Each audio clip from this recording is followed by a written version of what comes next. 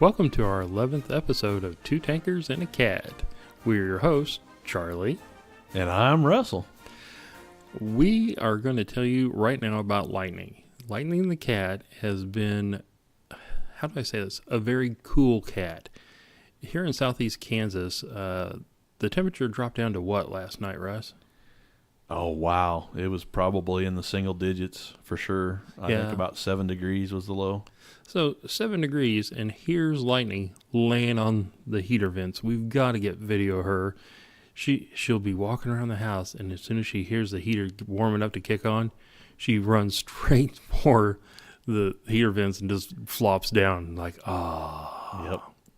I'll catch her every once in a while. She'll roll over on her back, and she just soaks up the heat. Well, again, if you hear thumps, bumps, and stuff like that, that's going to be the Lightning the cat. We really cannot control her. She is one of the longest cats I've ever seen. Yes, she is truly a long cat. Hey, I wanted to give out some shout-outs. On Facebook, we had a really cool guy named Doug Kibbe, and he had a picture that he took in 1971 of was it the M2? The T5, the medium tank T5, yeah. The medium T5 that he took when it was originally at the Patton Museum. And I was like, wow. Yeah, that's pretty cool. But we also got a comment from a guy named Mike Haynes, I think it was. And he was wondering if we were, actual tankers. And I'm like, me and Russ are professional tankers. Well, okay. Okay, we're Charlie likes to fib every once in a while. We're digital tankers. Yes, we are digital tankers is what we are. We never served in the military. We have great respect for these guys. Oh, for sure, yes. But like I said, we are just two cops that love military history, and we love tanks. Yes. And we've traveled all over and seen different tank museums. I mean, we've been to Georgia, and Texas, wow. Oklahoma. I need to actually keep calculating the number of miles we have traveled just to see tanks, to be honest with you. Yeah. I know it keeps growing every year. Because we've been down to Arizona, New Mexico. We've drove clear out just to do wild, things, just to go out and see one little tank. Yes. So I guess to answer Mike Haynes' question, he was like, he says, I listened to one of your episodes and wasn't impressed. I'm like, well, if you're not impressed, tell us what we're doing wrong. Yes, exactly. Give us a line on our contact. We always say in every episode, if we're doing something wrong, people, let us know. I think Rob, how do you say Rob's last name? Rob Cogan. Yeah, I say his name wrong every time, and he's like, well, Charlie's, nice guy, but he's not very good at names. Yeah. Every time I try to do a German city or a French city, I kill it wrong. Ooh, I wanted to give a shout out to one of our female listeners, Sharon Foster in Adrian, Missouri. She actually said, hey, I was wanting to listen to your podcast, and I did it on my Google Home. And I said, well, I wrote back, well, what do you mean? And she goes, I just said, hey, Google, play Two Tankers and a Cat podcast, and it came up with the latest episode. Oh, sweet. So I was like, all right. Hey, that's pretty sweet. If you got Google Home, now you can just say Two Tankers and a Cat. Yeah, that is sweet. So I tested it on mine, and sure enough, it popped up, and I was amazed. Yeah, Sharon, thanks for actually telling us about that. That's pretty neat. Well, today's episode, people are going to go, why are you doing an episode on this? Because I like the look of the tank. It's the Cruiser Mark I, and we're going to talk about it. It had two different guns. The 2-pounder, I hate the 2-pounder gun. I hate it. I don't know why they ever made this 2-pounder gun. But it came with I think a 92 millimeter howitzer or something like that. We'll get into the stats. Russ is a stat guy. He'll get us into that. But yeah, we're going to be talking about the cruiser tank, and then at the end, we are going to talk about one of the biggest battles the cruiser Mark I was in, and it was Operation Battleaxe. Now, people are going to go, why are you talking about the Operation Battleaxe? It was a complete failure for the British. And I'm like, well, okay, I'll explain when we get to that point, I guess. Lightning, get off my mic. Oh, man, Lightning, what are you doing up here? You want to say a few words to the folks out there? No. Oh, come on. No. Be a sport. You'll sniff my glass, though, won't you? She wants your tea. Yeah. We have video of the cat drinking tea. Yeah, she likes iced tea. So, now we're going to get people sending us hate mail. Oh, tea's bad for cats. No. I'm like, no. She hasn't died yet, I promise. She's laying here with her tail wagging. So. And trust me, that cat has better health care than I do. She goes to the vet more than I, go to the doctor. Russ, start us off when it when it was built, when they started doing stuff with the cruiser. Yeah, the British cruiser tank series actually started in 1938. The cruiser tank, also called cavalry tank or fast tank. The cruiser tank concept was a British tank concept of the interwar period for tanks designed to function as modernized, armored, and mechanized cavalry. Cruiser tanks were developed after the Royal Armored Corps were not satisfied with many of the medium tank designs of the 1930s. So, the British had a standing thing with, how do I say this? Infantry tanks, like the Matilda and the Churchill. They were slow. I think even the Valentine tank was extremely slow, but they knew they needed a light tank that moved pretty quick. And the cruisers were part of that deal. And the cruisers actually evolved later on into the Cromwell and the Comet and the Meteor.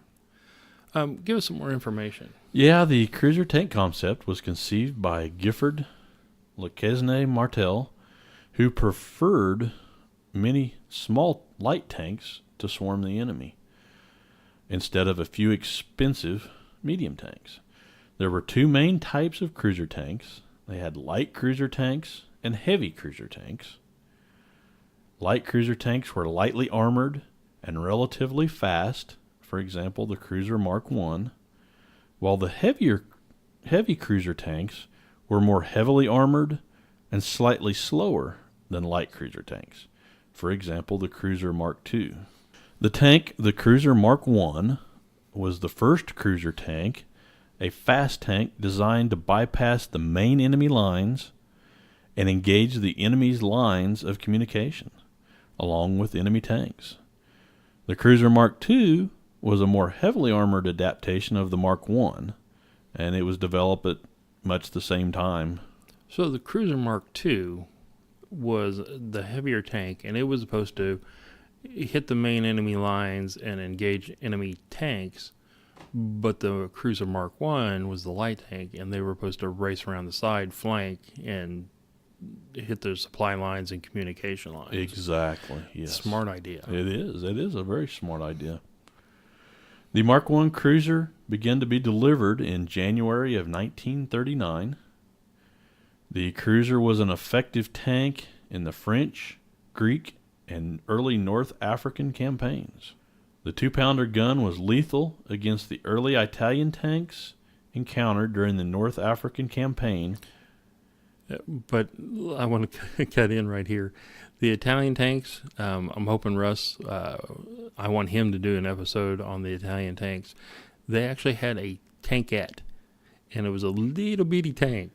I've read about tankettes, yeah. And these poor little tankettes run across this Mark I, and it is like, the German mouse tank against, I don't know, Jeeps. But yeah, go ahead and give us some information. Now, were these little tankettes, did they only have one crewman?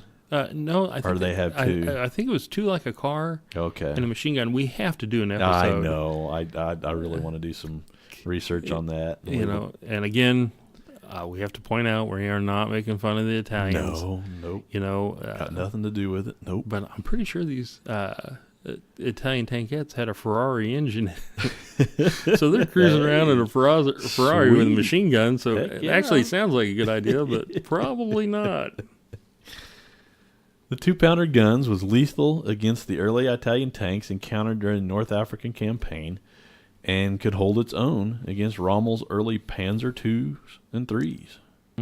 The Mark I's 2-pounder gun could also breach the 20 to 30 millimeters of protective steel on later opponents, such as the Panzer IIID and the Panzer IVD variants. It was effective until the Germans introduced the more thickly armored Panzer IVE variant to the desert in the spring of 1941. Again, people are saying no, the 2-pounder was accurate and it would go through these Panzer, 2s and 3s and all the way up to the Panzer IVE variant. And I'm like, I just still don't like the 2-pounder. I know. Man. You could have easily put the 6-pounder on it, but I guess that's what they had, and you go with what you have. Yeah, you're right. You said it right there. Use what they've got.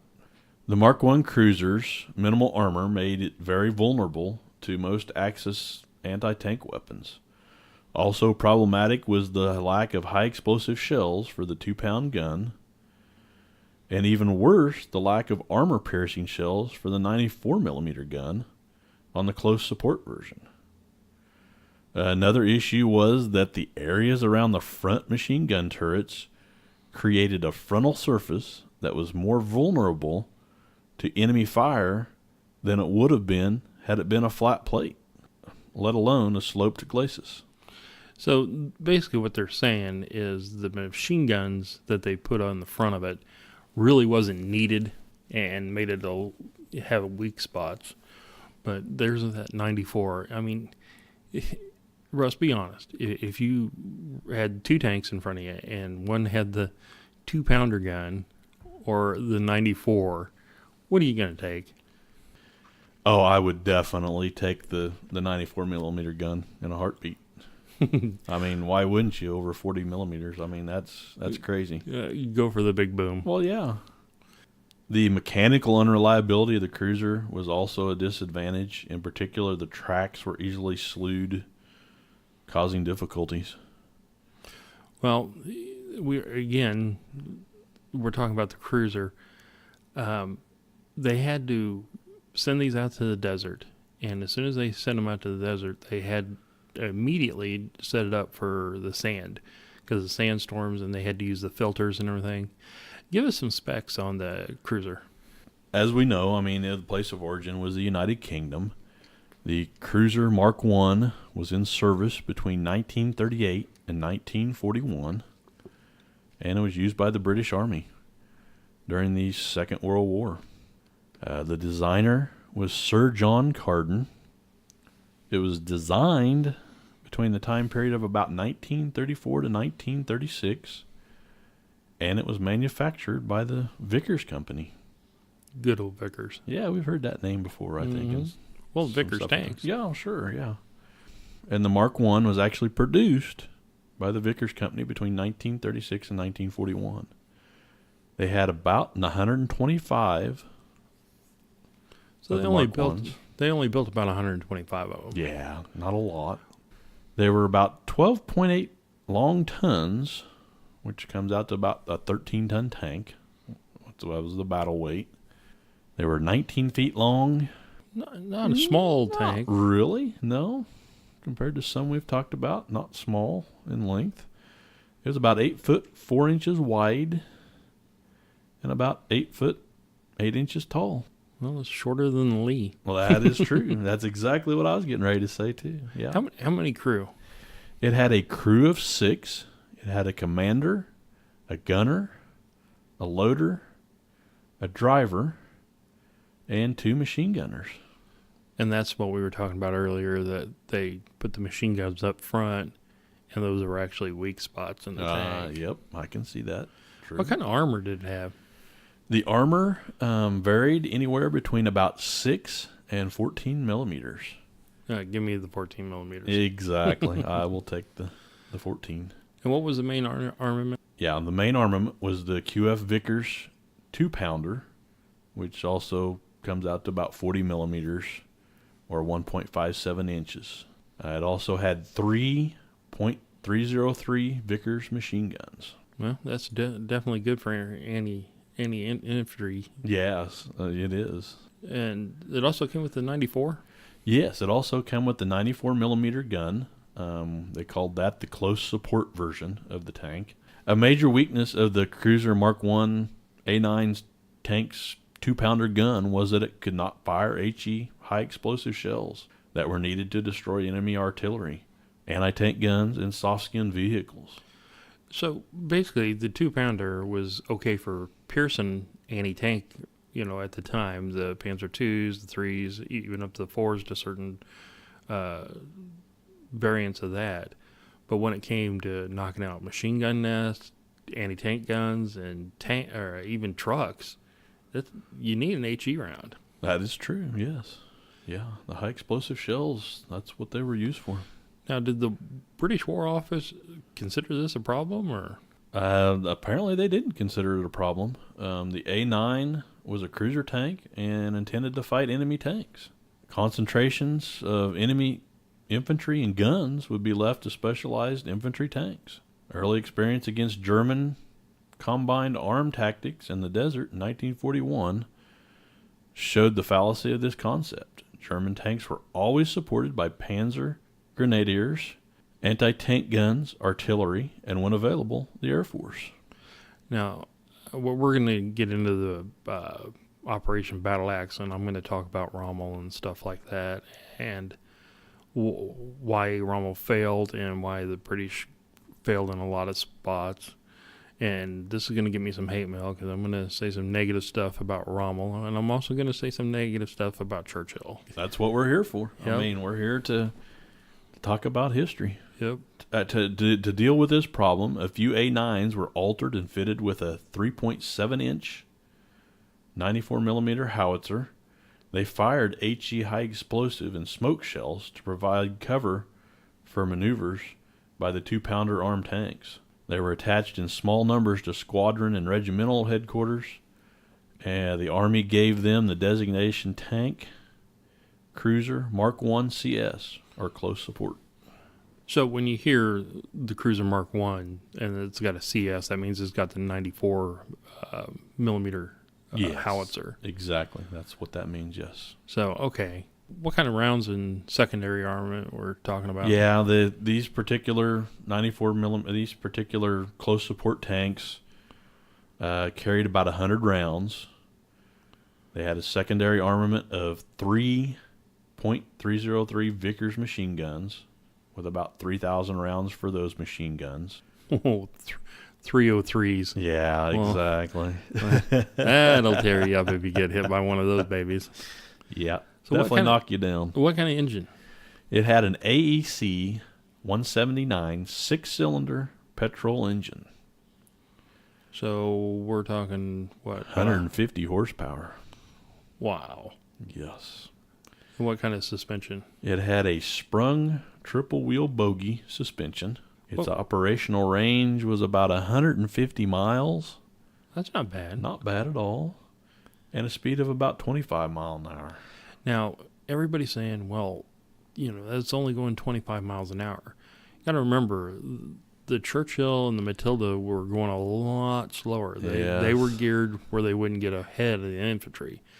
And I did a little experiment myself and found out that if you were doing 25 miles an hour across open country, it feels like you are just being rattled to death. and so for anybody, that's saying, oh, the tank should be able to go at least 40 over rough terrain, that's hard on the body. I think that would just beat the crap out of you. Yeah. So at 25, that's pretty good speed, and you can't do much more in these old tanks. I mean, you're just liable to rattle apart if you did a whole lot faster than that. I don't think there were seatbelts in these things either. What are you talking about? We didn't even have seatbelts in the 1970s in the vehicles. Oh, that's true. The Cruiser Mark I was a transitional model since the start, the first true cruiser being the Mark III. Like the Cruiser Mark II, its design was badly flawed, and the model itself soon obsolete with the Cruiser Mark I. Yeah. So that's probably why they only made 125, 150 or something like that. Yeah, 125 is how many they made. That's not a lot of tanks when you consider the M4 had 50,000. Very true.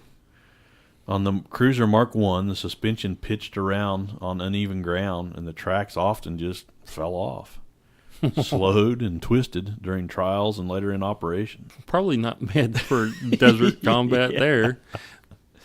The three-turreted configuration was also proven unsuitable, creating many shot traps and increasing the crew number for such a small tank. Yeah, because 6 people in a tank. Oh, yeah, in a small tank like that. Oh, Talk about cramped. it would be cramped spaces, yes. The weak bolted hull and the coil springs bogies were also already obsolete by 1941. Wow. The A9 was relatively fast, however, and the 2-pounder 40mm gun was in effect very efficient against most Axis tanks until the end of 1941.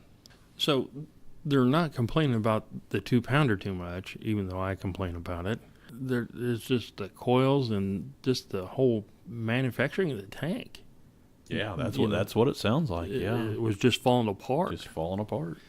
So I can see where the British are going to have some real serious problems, with their tanks just breaking down and falling apart while in combat. The first A9s delivered were shipped to France, part of the 1st Armored Division of the British Expeditionary Force. Most were easy prey for the German 37mm guns and the Panzer III. Many were lost during the evacuation at Dunkirk.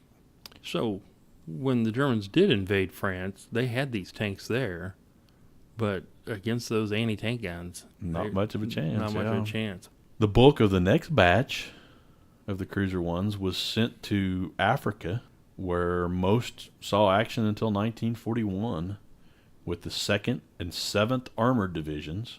Another batch was sent to Greece to help the Greek army engaged against German forces in April through May of 1941. All those tanks were lost. By the end of 1941, all surviving Cruiser 1s were removed from the front line and kept for training. So basically, they sent these tanks to, help the Greeks out, and they all got wiped out or broke down so bad they couldn't salvage them. And the ones in North Africa were sent back just to train people how to drive a tank. Well, that's some really amazing stuff about the Cruiser Mark I. Again, Russ is going to put some pictures on Facebook and our webpage of the Cruiser Mark I. But remember to throw some pictures of the 94mm. Yes. Oh, yeah. And then people can judge what gun they wanted. But I want to get into Operation Battleaxe. First off, let's set the stage. The Italians had declared war and were fighting against the British in Africa.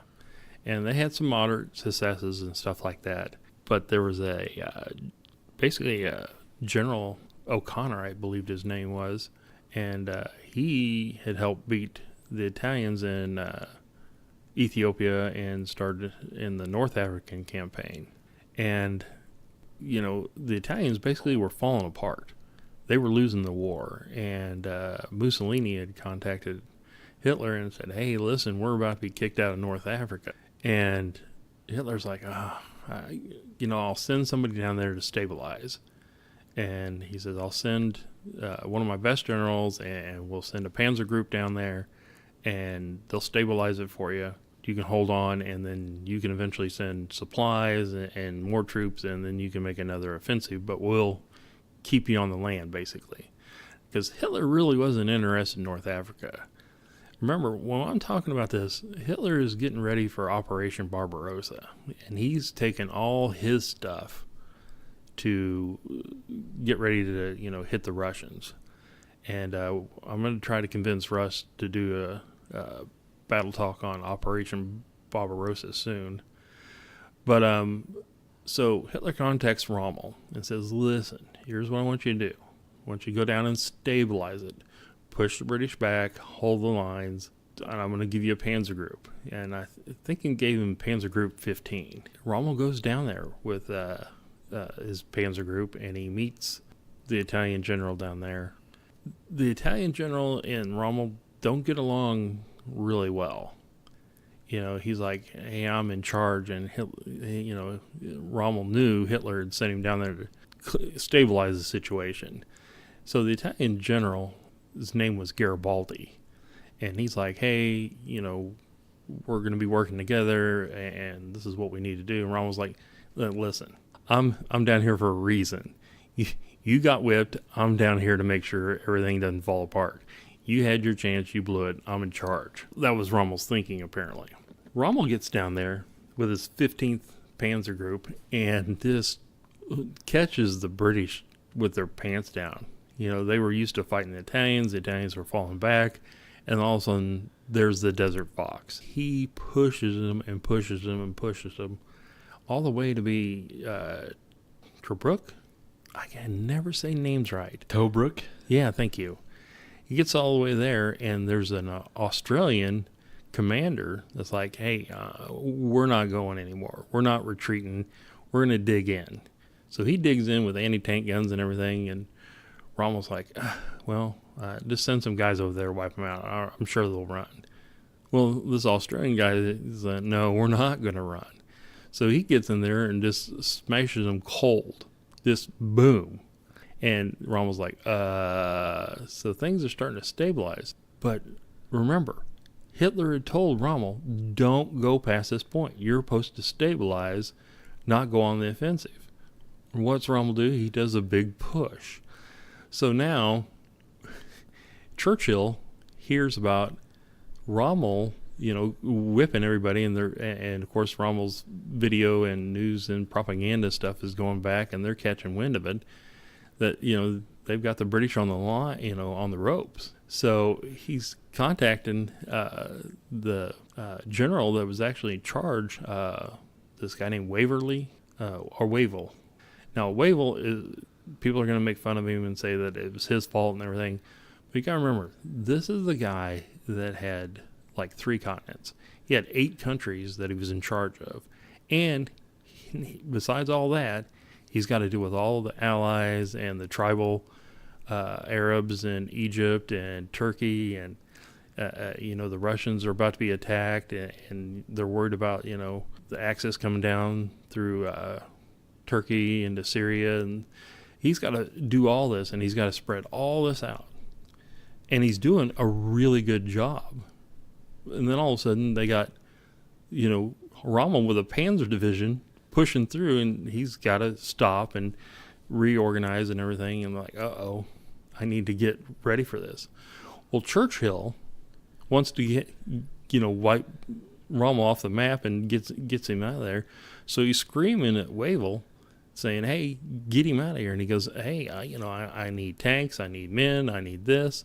They actually hook up a thing called the Tiger line, this Operation Tiger. The normal British stuff, that their supplies were coming from England around the Horn of Africa and then up through the Suez Canal. Churchill is in such a rush. He's like, no, hit him hard, and hit him now.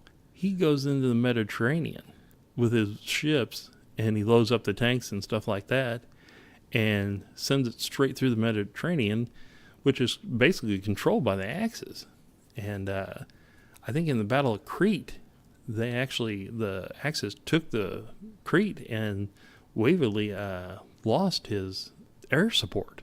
They had airplanes and bombers there, and all of a sudden that's gone. So he's like, now I'm short airplanes and everything. So he sends these, Churchill sends it through the Mediterranean, which is probably a bad idea. I guess one of the boats sunk had 52 of these tanks that he needed for this offensive. No. So somewhere in the bottom of the Mediterranean right now is a ship with 52 tanks on it. Wow. So he loses 52 tanks. And when he gets there, they're not capable of unloading that fast. the cranes that they're using to lift the tanks off, they're having to do different things, and it's slow going. And he's saying, go, go, go. So Wavell starts to, plan this Operation Battleaxe. Here you got Rommel, who's disobeyed orders, and this Garibaldi, the Italian general, is screaming at him, saying, hey, you're going too far. If you guys break down, my infantry, my Italian troops, are going to be caught with no support, and we're going to be in a world of trouble. And Churchill's screaming, hey, go, go, go. And Hitler's telling Rommel, stop, stop, stop. So he's not supposed to be doing this, but he keeps going. So he's actually disobeying orders and attacking, and he was supposed to be stabilizing.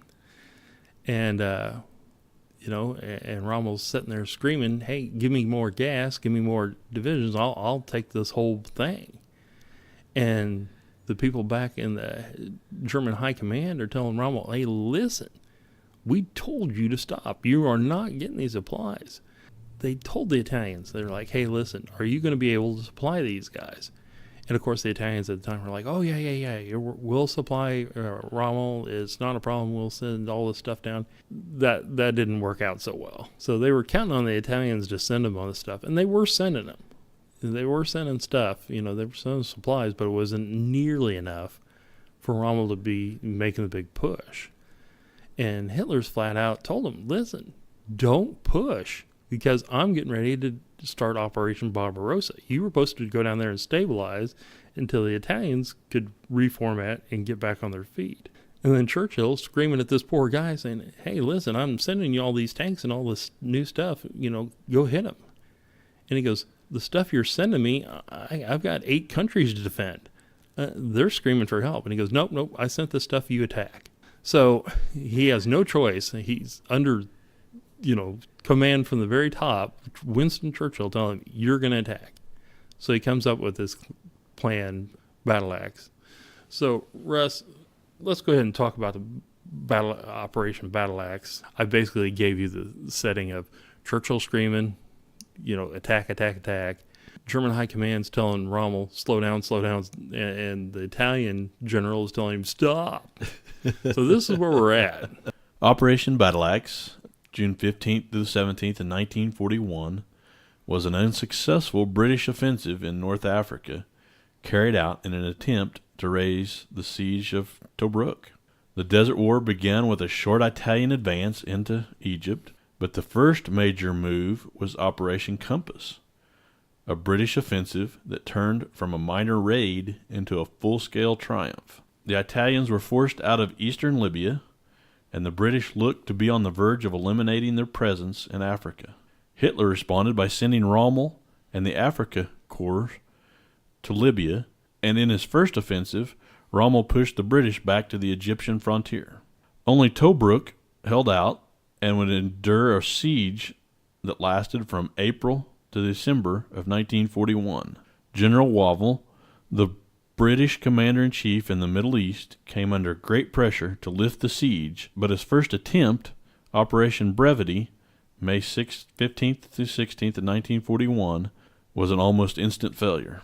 In Tobruk, we're talking about this Australian, and news is getting back that he's holding them off, and he's surrounded, and he's not giving up. But it's also a port city, and he's getting supplies. He's in a good defensive position. He's got anti-tank guns surrounding him, and Rommel's got Panzer IIs and IIIs. And everybody's like, well, Rommel had Tigers. First off, let's be honest. The Tigers, there was only 25 ever sent to North Africa. Everything else was getting ready for the big push in Barbarossa. He was supposed to go down there and stabilize all that. So there was 25 Tigers sent down. And remember, the Americans captured a Tiger and the British took a Tiger. Ours is in, Georgia. We saw that one. Yes. Uh-huh. And the other one was Tank 131 over there in Bovington. All right, give us a little bit on the Axis forces. Operation Battleaxe took place on the Egyptian-Libyan border, although the desert battlefields are normally portrayed as almost featureless blank canvases for armored warfare. That wasn't the case here. The right flank was formed by the coastline, which ran west to Sollum in Egypt, then turned north to run to Bardia in Libya. The North African campaign from 1940 to 1942, just inland was a massive escarpment, only passable by tanks at a few locations. This split the battlefield into a narrow coastal strip below the escarpment and the open desert above it. The coast road ran through the coastal strip to Sollum, then climbed up to the escarpment to the west of the village to reach Fort Capuzzo, the first Italian strongpoint inside Libya. From there, the road ran north to Bardia. Just to the west of Fort Capuzzo was Hafid Ridge, also known as Point 208 to the British. Another hill just to the south of Fort Capuzzo was known as Point 206. So basically, when people think of, the desert battles, they're thinking about, loose sand and sand dunes and stuff like that. And it's really not. On one side, you got the coast. Yes, you're not going to be fighting in the water. And the rest was rocky foundations with, passes and stuff like that. There's some famous passes. Why don't you tell us about some of the passes? Yes, the famous Halfaya Pass ran up the escarpment, linking the coastal strip to the desert. It was located just to the south of Sollum.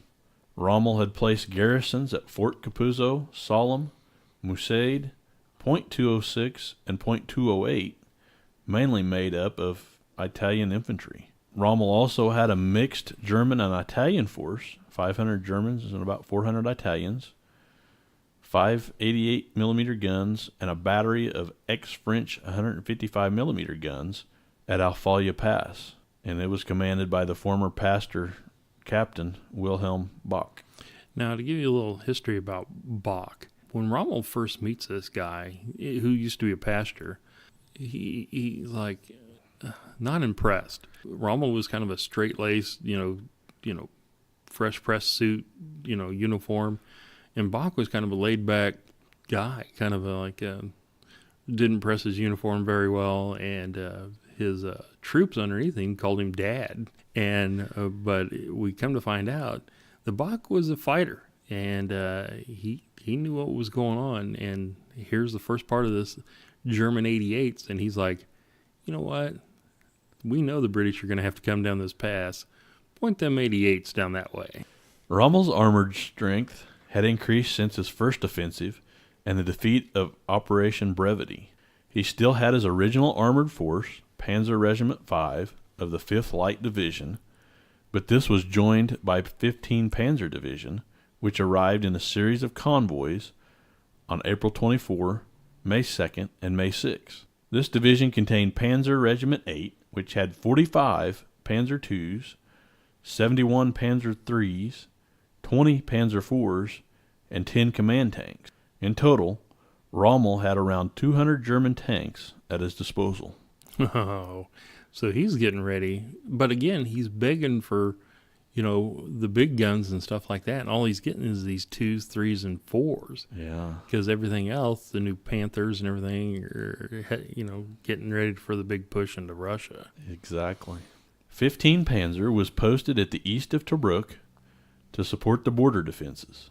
5th Light Division was south of Tobruk, as was the Italian Ariete Armored Division. The British forces, key to the British attack, were the Tiger Cubs. During the earlier crisis in North Africa, Churchill decided to take the risk of sending a convoy of tanks straight through the Mediterranean instead of the slower but safe route around the Cape of Good Hope. This Tiger convoy arrived at Alexandria almost intact on May 12 and delivered 238 tanks and 43 Hurricanes. These reinforcements didn't arrive in time for Operation Brevity, but General Wavell, the British commander-in-chief in the Middle East, came under severe pressure from Churchill to use them as quickly as possible. Wavell resisted as best as he could, aware that he really needed more time to get the new tanks ready to operate in the desert and their crews familiar with them. So, again, why I told this, to set the stage, Churchill's saying, hey, we got guys surrounded. You got to do something. I've sent you the tanks. I've sent you the airplanes. Hit them hard. Now, we said one of the boats was sank and lost 52 of the tanks, but he still had the tanks, that were sent. We said Rommel had, 200 tanks total, and now he's got 238. Yeah. Plus 43 Hurricanes, which is, the airplanes that they were going to use for air support against the Luftwaffe. Yep. But here's the whole kicker. These guys get these tanks, and they haven't been trained on them. Oh, wow. And here's a little known fact. Churchill sent those tanks with their regular factory green. He had to desert paint these. So he's like, listen, I've got to put on these desert air filters for these things, or they're not going. No. I got to paint them, and I got to train my crews. And he goes, nope. Hit him. Not enough time. Wow. During Operation Battleaxe, the British Army in Libya was designated as the Western Desert Force, commanded by Lieutenant General Sir Noel Beresford Pierce. This force was made up of the 4th Indian Infantry Division, which contained the 11th Infantry Brigade, the 22nd Guards Infantry Brigade, which was motorized, and the 7th Armored Division under Major General Craig. Although the 7th Armored Division, the famous Desert Rats, already had an impressive reputation, many of its subunits during Battleaxe were new to the division. Right, and these subunits were units they brought in to, booster that division. The division was split into 2 brigades, the 4th Armored Brigade and the 7th Armored Brigade. The 4th Armored Brigade operated the Matilda II infantry tank, a heavy but slow vehicle that had earned the nickname Queen of the Desert because of its thick armor. Now, if you guys don't know, we were talking about how the Cruiser Mark I was very susceptible to these PaK 30s and PaK 40s. Well, these anti-tank guns that the Germans had, but when the Matilda was facing the front of them and going right towards them, they just bounce right off. And their tanks, the Panzer Is and IIs with their light guns could not pin the Matilda. So the Matilda was great, but it had one big enemy, 88s. Yeah. 88s will shoot through anything. 88s will shoot through a Tiger. The 7th Armored Brigade had 2 regiments. The 2nd Royal Tank Regiment had 2 mixed squadrons of A9 Cruiser Mark I tanks and A10 Cruiser Tank Mark IIs, and a squadron of A13 Cruiser Tank Mark IIIs. The 6th Royal Tank Regiment was given the new Crusader cruiser tanks that had arrived on the Tiger convoy and some older A13 Cruiser Tank Mark IIIs. Sadly, the new Crusaders would prove to be very unreliable, and by the time most of their problems had been fixed, all faith in them had been lost. They would be just about at their worst during the Battleaxe, but would become rather more reliable by the time of LMN. So they get these new Crusader tanks and stuff like that, and they are just breaking down. They are just falling apart. They were not well designed for the desert warfare and everything like that. Just they started having all sorts of problems, but they started to fix them. But at the time of Battleaxe, they were junk. And by the time they got them up to the Battle of El Alamein, they had fixed some of the problems and got stabilized, but they had already lost all confidence in that tank. Wavell is normally portrayed as being unwilling to attack, but this isn't entirely true. As early as May 25, he had signaled to Churchill that the Tiger now only needs to grow claws, and on May 28, he indicated that he was willing to attack. He ordered Beresford Pierce to capture the border area from Halfaya Pass to Bardia on the coast and inland to Sidi Aziz, before then defeating German forces near Tobruk. Beresford Pierce came up with a plan for a 3-pronged assault near to the coast of the 11th Indian Brigade and 1.5 squadrons of infantry tanks from the 4th Armored Brigade would attack Halfaya Pass. So, again, Wavell was not afraid to fight.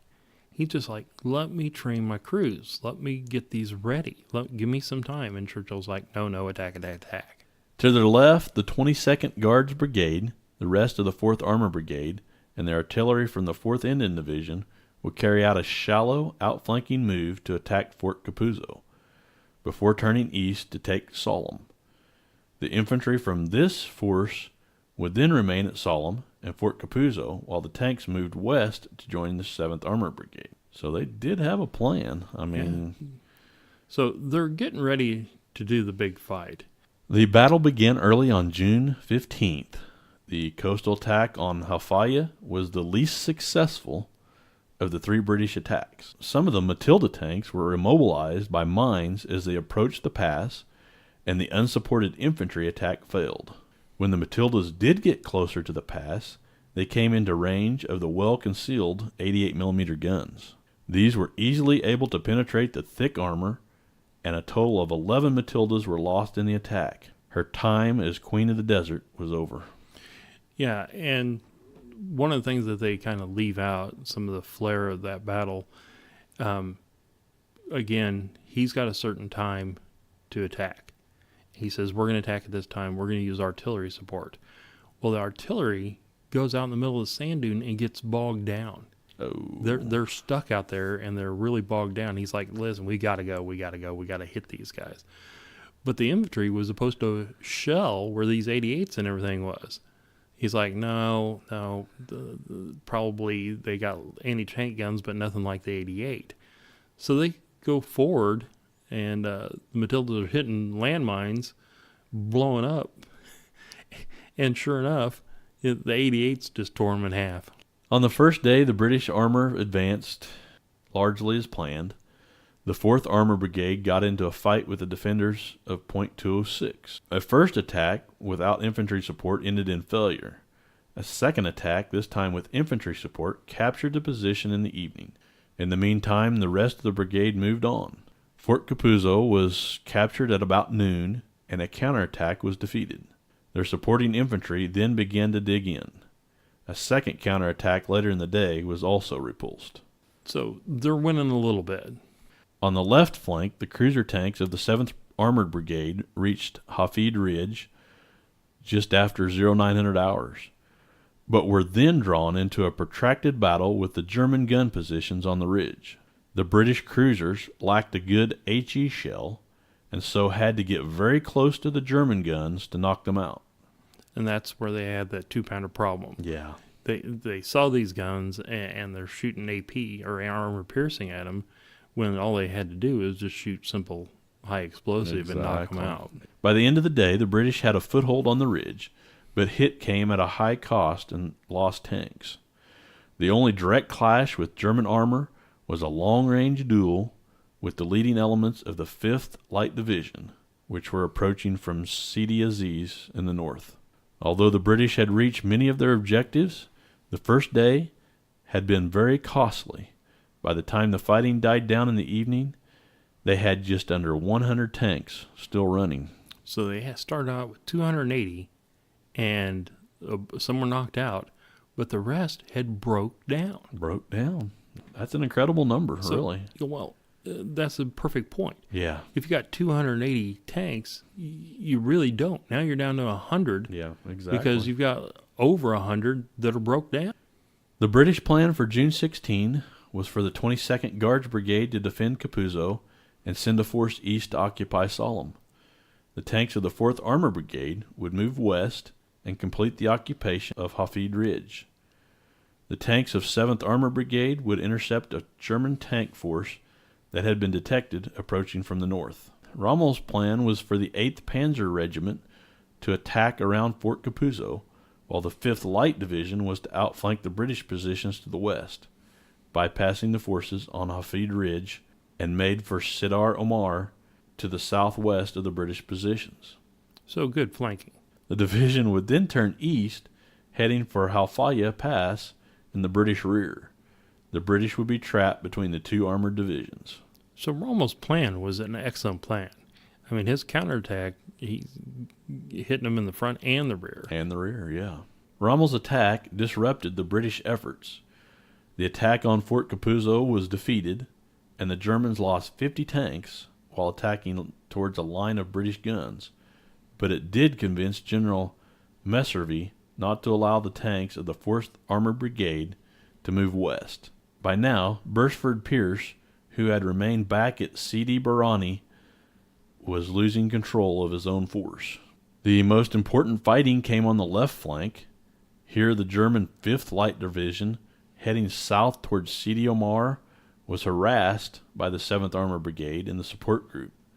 The German armor generally had the better of the series of battles, but the 7th Armored Brigade handled its tanks well and took advantage of the terrain. By the end of the day, the Germans' advance was stopped around Sidi Omar, and both sides had lost a number of tanks. So, Rommel, that's his first real big loss of tanks. He loses 50. Yeah. But again, the British are down to 100 tanks, and they can't afford to lose anymore. Exactly. The British plan for June 17th was to leave 22nd Guards Brigade at Capuzzo, while the 2 armored brigades united to attack the Germans in Sidi Omar. On the Axis side of Rommel, planned to do almost the same. The 8th Panzer Regiment was to join with the 5th Light Division and then head for Halfaya Pass. The British plan very quickly unraveled. 7th Armored Brigade was now down to 25 tanks. Good Lord. Wow, that's 75 that they had lost since the last, man. Down to 25 tanks. Exactly. And they had to move east across the frontier to refuel. 4th Armored Brigade's remaining 30 tanks were heading south from Capuzzo, but the two forces wouldn't meet up. So even if they'd met up, his 30 and those 25, what, we're talking 55 tanks? 55 tanks, yeah. Against a, ooh. Yeah, not much of a chance, it doesn't look like. By 0430 hours on June 17, the 8th Panzer Regiment had disengaged at Capuzzo and was heading south.